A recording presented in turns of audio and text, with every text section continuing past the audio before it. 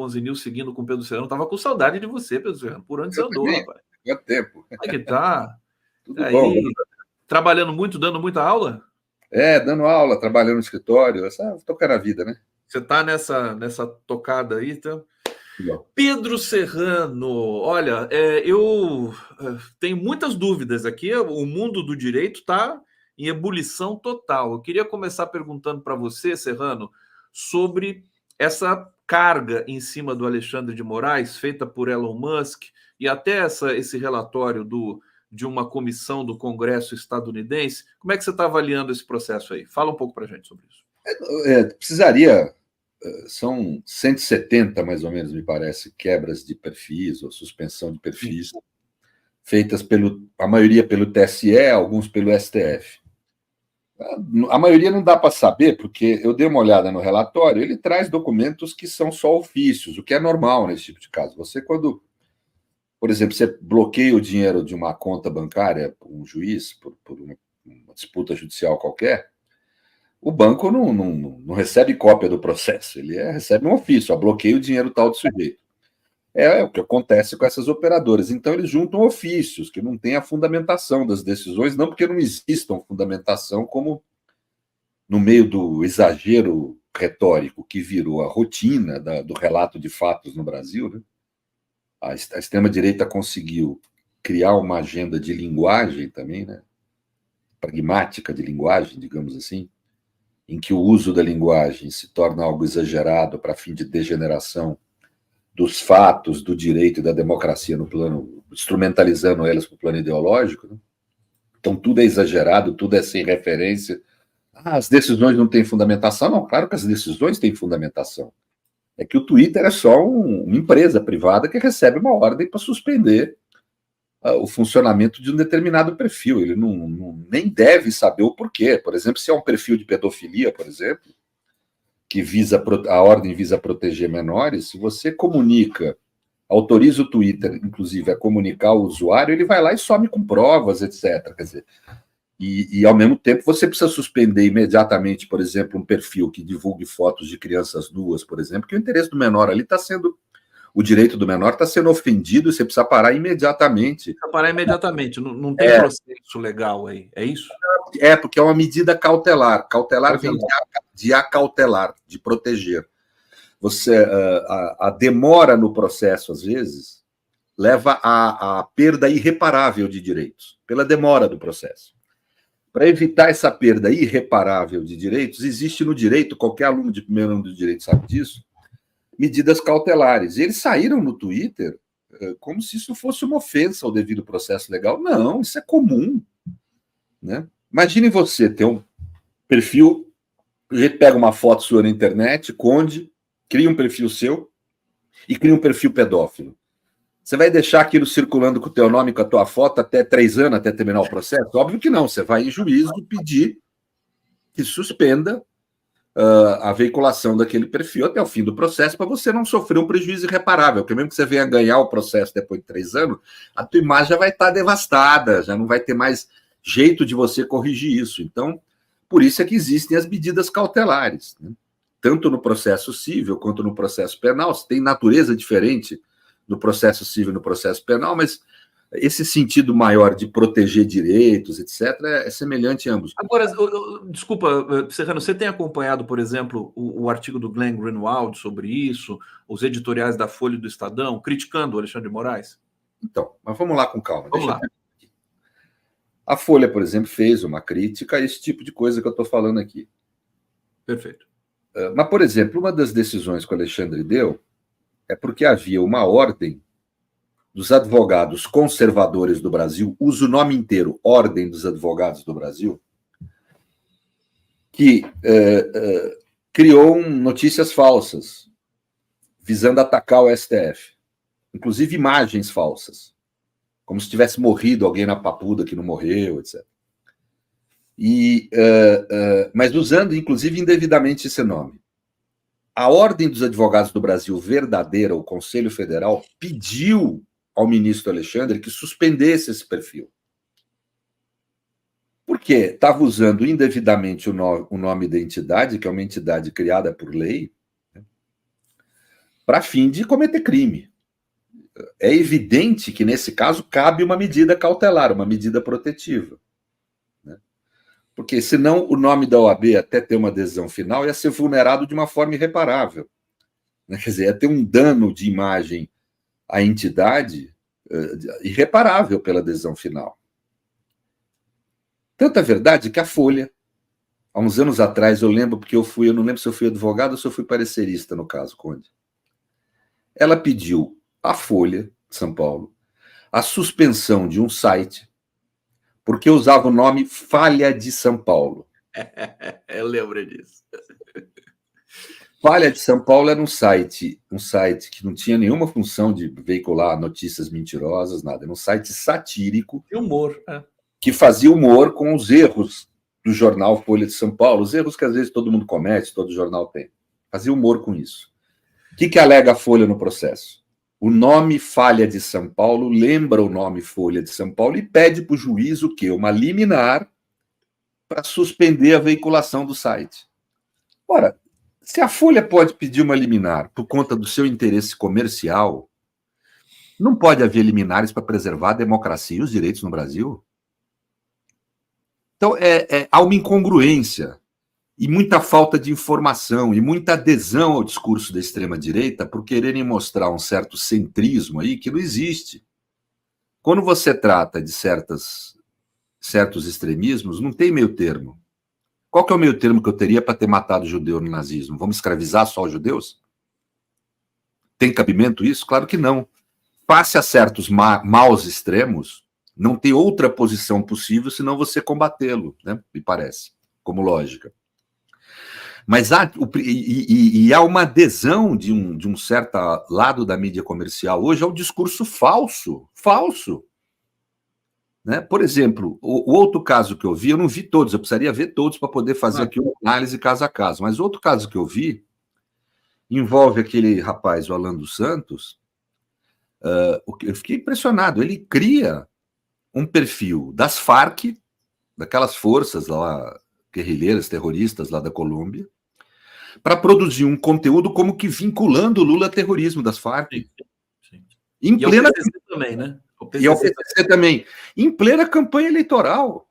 Quer dizer, isso é evidente que visa produzir notícia falsa para vulnerar a vontade livre do eleitor. Isso é crime no Brasil, em boa parte das democracias do mundo também seria crime. E a medida de você mandar suspender o site tem que ser imediata, você não pode deixar correr o devido processo, que a eleição ia acabar, o prejuízo ia ser ocasionado de qualquer forma. Então, por medida cautelar, protetiva de um direito e da própria lisura da eleição, você manda suspender uma decisão absolutamente normal, nada fora do que sempre a Justiça Federal fez, tal, a Justiça Eleitoral fez. As pessoas esquecem que Justiça Eleitoral no Brasil não é só não exerce só a função jurisdicional, ela também administra as eleições.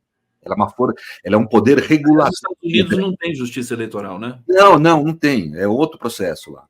Mas então, me parece isso. Aí, eu li o relatório por alto, eu não terminei de ler ainda dos americanos, aí, dos deputados. Né? Fazem uma imensa confusão entre poder executivo e judiciário no Brasil, querem fazer uma confusão. De uma suposta relação e tal. No Brasil são poderes independentes, funcionam de forma independente. Quer dizer, é uma imensa déficit cognitivo em relação a como funciona o país. Deixa eu trazer uma questão aqui, então, para você, técnica, de ordem técnica, que é o seguinte.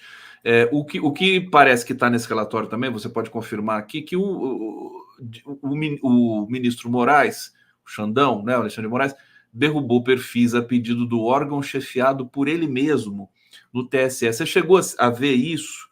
E eu queria que você comentasse também, porque você sempre olhou com um espírito muito crítico todas as ações, mesmo para defender a democracia. Que se o Alexandre de Moraes pudesse estar passando... O Alexandre cometeu erros. Cometeu erros, né?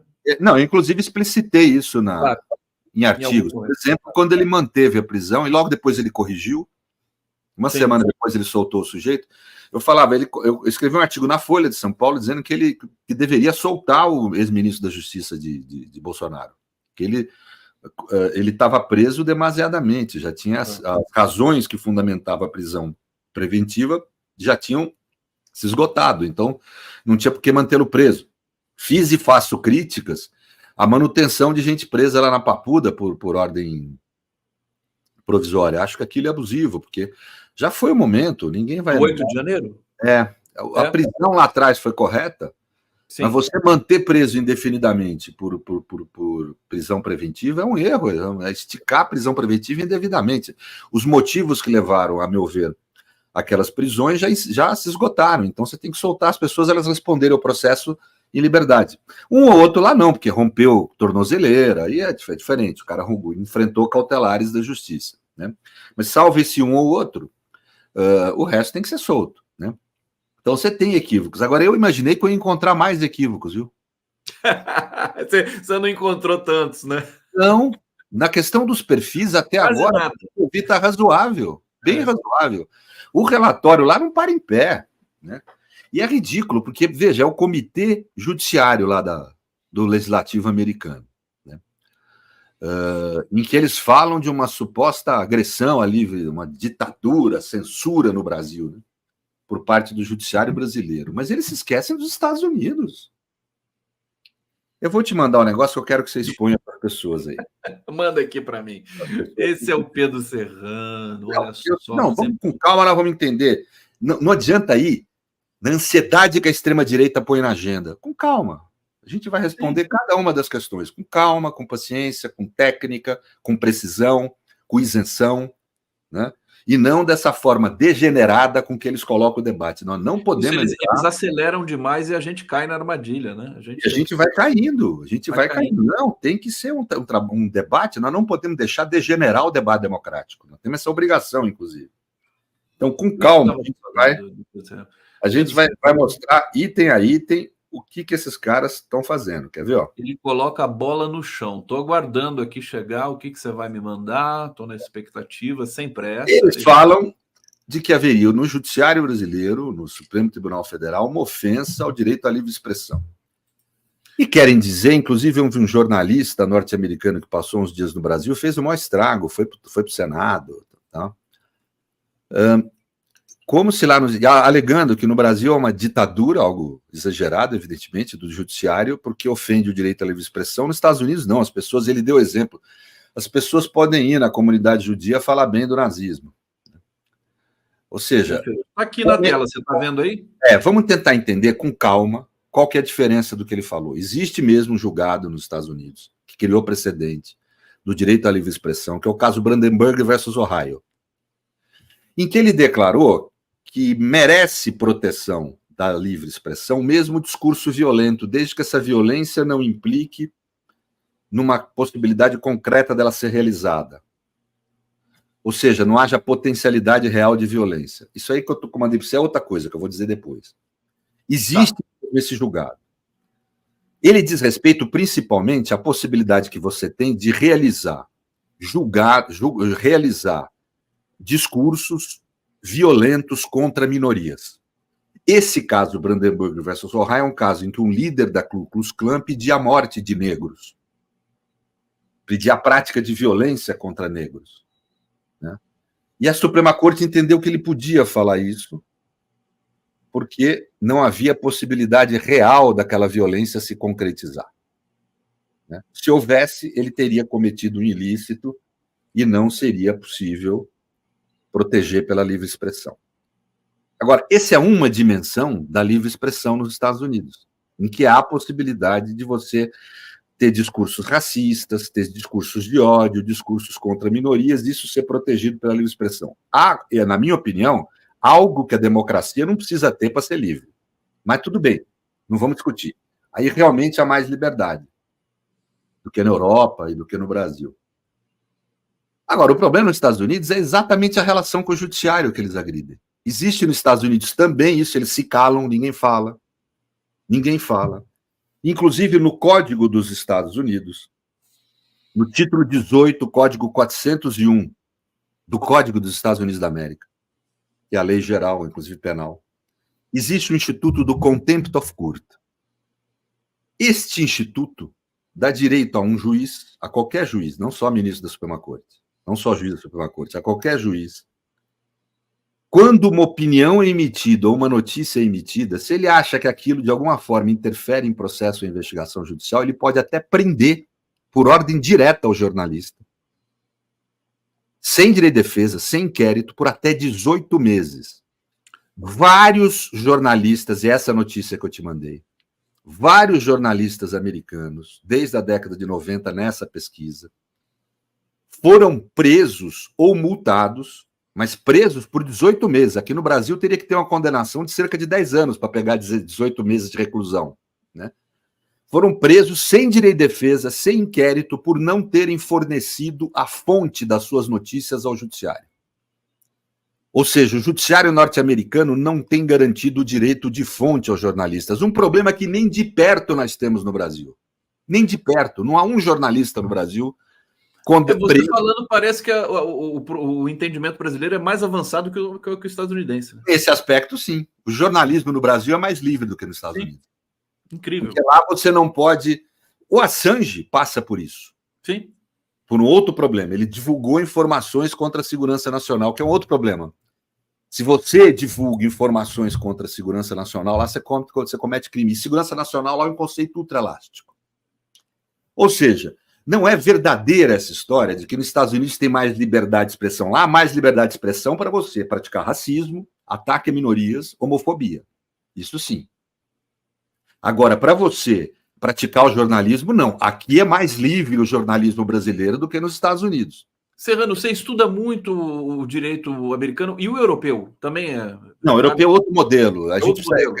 Não dá para ficar vulgarizando. Não dá para ficar. Não, é outro modelo. A gente pode falar aqui, por exemplo, a Alemanha tem um modelo de defesa da democracia, mais duro que o nosso. Mais duro porque, além de ter uma lei de defesa da Constituição da democracia, como nós temos, ela tem uma polícia só para tratar desse assunto. Como se fosse uma polícia federal. São agentes civis, na realidade, mas é quase uma polícia federal criada só para tratar disso. Então, é mais duro que a gente. Então, nós não estamos aí nada perto de uma ditadura. Se a gente for ditadura, todas as democracias do mundo são, inclusive pelos Estados Unidos. Um país que autorizou tortura de preso. Por lei. Por lei, né? Por lei. Pelo Patriot Act. Então, vamos com calma, porque assim, não é essa coisa... Não existe paraíso na Terra, né? Agora, de qualquer forma, o que eu queria dizer... Esses deputados americanos que cuidam exatamente da comissão judiciária deviam estar preocupados com a liberdade de expressão face ao judiciário americano que prende jornalistas por não fornecerem fonte. E prendem sem direito de defesa, sem inquérito, sem processo. Aí eu vi o Glynn falando que é um defensor da livre expressão e do devido processo legal. Por que ele não fala nada disso nos Estados Unidos? Deixa eu dar uma dica aqui para o STF. Pede para o Serrano fazer um parecer para vocês, por favor, porque você precisa dar uma resposta à altura. Né? Mas por que não fazem isso? Então pega aí essa notícia. Essa notícia é da Liga dos Jornalistas Americanos pela Livre Expressão. Essa notícia que eu te mandei. E ela traz uma série de casos, é uma notícia já meio antiga. Ele traz uma série de casos, em média 1, 2 por ano, de jornalistas presos por não fornecerem em juízo a fonte das suas notícias. Que é garantida por Constituição aqui no Brasil, né?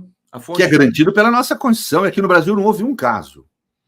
Então, o que eu estou querendo dizer? Esses deputados, se fossem verdadeira a intenção deles de estar lutando pela livre expressão, eles estão muito preocupados daquilo atingir os Estados Unidos, pois lá está muito pior. E eles sabem disso. É falso esse tipo Parece que essa comissão judiciária lá do Congresso, ela não goza de credibilidade nenhuma nos Estados Unidos. Eles são trumpistas, né? São motivo de chacota e tudo mais. É que vem para o Brasil e as pessoas aqui, né, como é do Congresso dos Estados Unidos, acham que é uma coisa muito importante. Serrano, eu tenho tanta pergunta para fazer para você, não vai dar tempo. A gente tem alguns minutos aqui. Eu quero que você fale sobre o lavajatismo, sobre o Barroso no CNJ, o episódio da Gabriela Hart. Você pode falar sobre isso ou você está impedido de falar sobre isso? Não posso, não tem problema. Pode falar? Eu já não sou mais advogado do Apio. Você não é mais? O Apio participou desse caso como testemunha, não atuei por ele nesse caso. Nós fizemos lá atrás o pedido da correição. Não sei se foi em razão do nosso pedido que ela foi instaurada, mas foi instaurada depois do nosso pedido. Foi. Isso. E pronto, rodou. Posso falar tranquilamente. Não há nenhum né? Eu só não posso falar coisas que sejam sigilosas da minha relação com o meu cliente. Claro. Mas eu acho que está claro no geral, foi uma boa decisão. O relatório do corregedor, do ministro Salomão, foi muito bem lançado tecnicamente, correto, né? Ele não cometeu um erro fazendo monocrático, não? Não, acho que não. Acho que ele levou ao plenário a questão, tem. Acho que está certo. Acho que ele deu o voto dele, fez o ponto de vista dele, o direito dele. Né? Aliás, dever, como quem conduziu o processo. Né? Então, acho que ele agiu corretamente, submeteu ao plenário. No plenário, houve uma decisão que, no geral, é boa, de mandar abrir processos para apurar a conduta das pessoas envolvidas, porque existe ali uma suspeita grave, digamos assim, né? Indícios fortes da prática de atos de infração disciplinar por parte daqueles juízes. Né? Eu só achei uma contradição ter afastado os desembargadores e não ter afastado a juíza, que é acusada de condutas mais graves no plano disciplinar. Né? Ela é acusada de condutas mais graves. Então, isso precisaria... Foi uma incongruência produzida pelo voto do ministro Barroso, que me surpreendeu, um ministro que no STF é tão duro na questão de direito penal e na questão sancionatória, né? Nesse caso, acho que como envolvia gente que ele simpatiza, ele foi muito ameno. Eu não acho isso bom. Não acho isso bom porque mostra uma incoerência na sua conduta como produtor de jurisprudência. Então, nesse ponto, ele se equivocou, ele acerta muitas vezes, né? E erra, todos nós somos assim. Nós acertamos e erramos. Acho que nesse caso, ele cometeu um erro aí. Mas tudo bem. Você vê, digamos assim, alguma... Eu prefiro o erro que libere as pessoas do que sancione em demasia, sabe? Eu prefiro que os erros liberem demais as pessoas do que sancionem em demasia. É muito pior a injustiça cometida quando você sanciona em demasia. Então, não é um erro tão grave assim, acho que... Agora, tem um longo caminho pela frente a atuação do CNJ num sistema que é bastante cheio de furos, né, Serrano? Você acha que foi uma coisa boa, uma notícia boa, digamos assim? O CNJ agora está operando, porque são corporativistas também, né? Mas vou te ser franco, o CNJ não é o nosso maior problema. Nosso maior problema é o DMP. O CNMP, que é radicalmente corporativista, você não vê fazer nada. Não fez nada no assunto Lava Jato, nada, zero. Né? Então, vai ter um problema. Pode fazer a partir de agora? Não, pode, mas não vai fazer. Não vai fazer.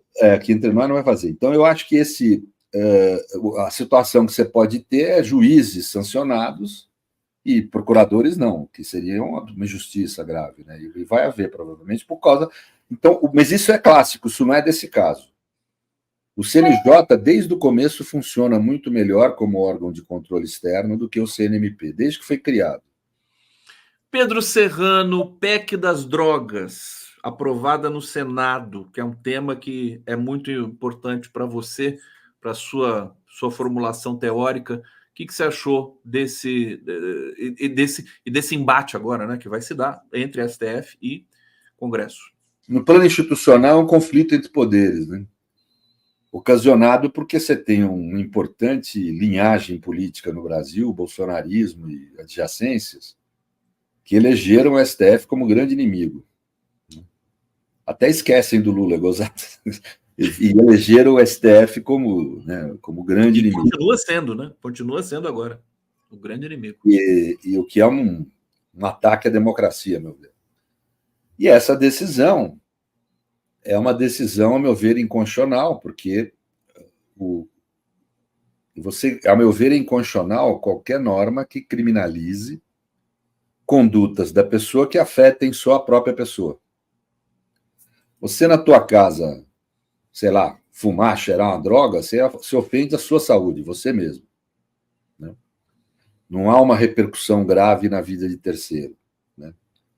Então, eu creio que o uso de substância entorpecente, ou o porte para uso, não deveria ser criminalizado por causa de uma questão constitucional. Acho que é inconstitucional, numa democracia constitucional, uma pessoa sofrer uma sanção penal, que é a forma mais radical de sancionamento que há, pelo consumo de uma substância que só afete ela mesma.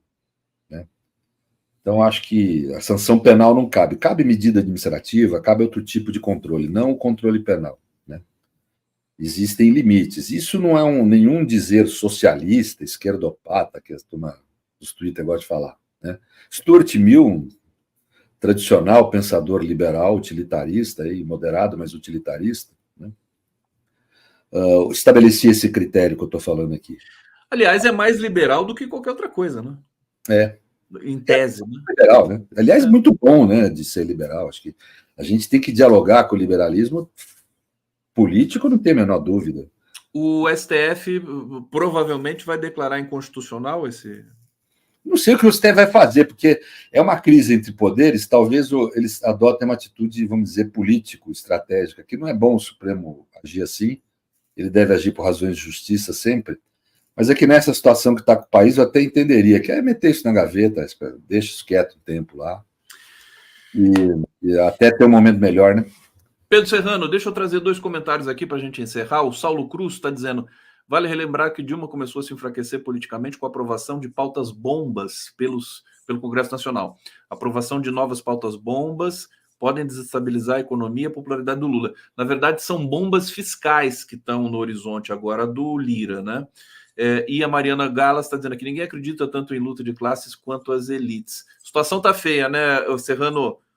Eu senti cheiro de golpe aí com essas instabilidades, o lavajatismo permeando de novo decisões do STF. É uma coisa. Eu acho que a democracia está sob risco, é evidente. Está sob risco. Muito delicado. Essa democracia de baixa intensidade que nós temos, não é nem uma democracia de alta intensidade, mas mesmo com essa de baixa intensidade, a parte significativa das nossas elites tem muita dificuldade de conviver. As nossas elites, o bolsonarismo capturam a visão de mundo delas, né? Tanto o bolsonarismo quanto boa parte das nossas elites são antimodernas. Isso é um problema multissecular nosso. Nós somos antimodernos. Geramos, inclusive, uma forma de capitalismo que é o mais atrasado da modernidade, né? Que é o escravismo. Então, nós temos problemas com isso. Nós temos uma tradição antimoderna no Brasil.